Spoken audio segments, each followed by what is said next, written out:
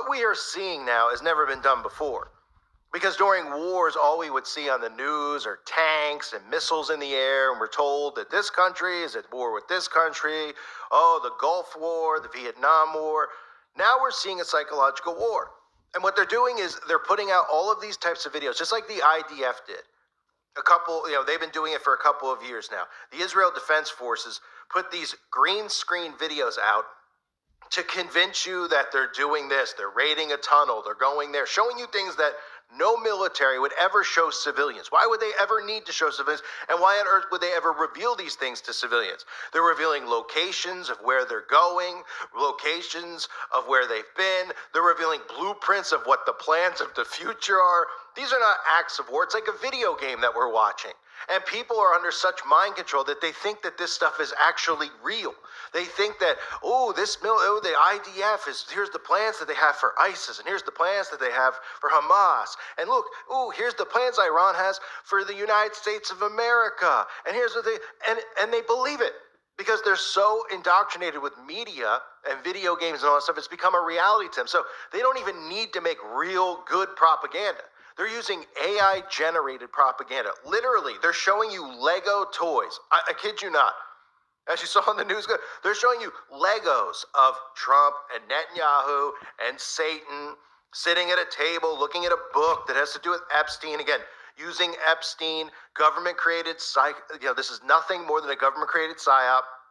Does not mean that the people who are listed on these lists or that Netanyahu or that Trump or that Epstein himself aren't involved in these sexual pedo rings. Of course they are. This is a massive network. All of these people in power are involved in it.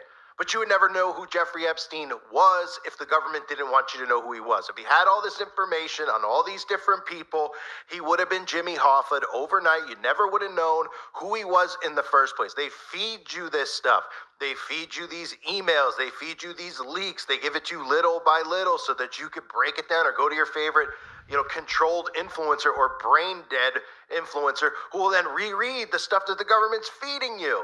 And say, look whose names are on the list. It's Tom Hanks. It's this person. Well, yeah, those people are definitely pedophiles. I have no doubt about it. We've all exposed these people. I've been exposing all of these things for a long period of time, way before the Epstein files, going back, like I've said, to McMartin, and even before then. We all know that they're involved in these rings.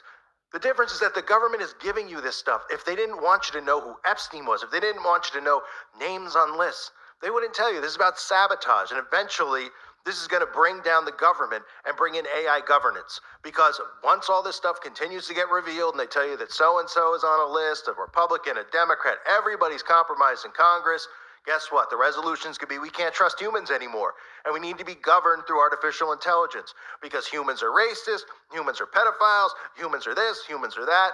We need something that's fair, right? Remember all those words that we hear from the United Nations and the World Economic Forum about equality. We need something that's all about equality. There's no judgment whatsoever. Artificial intelligence, technology, right?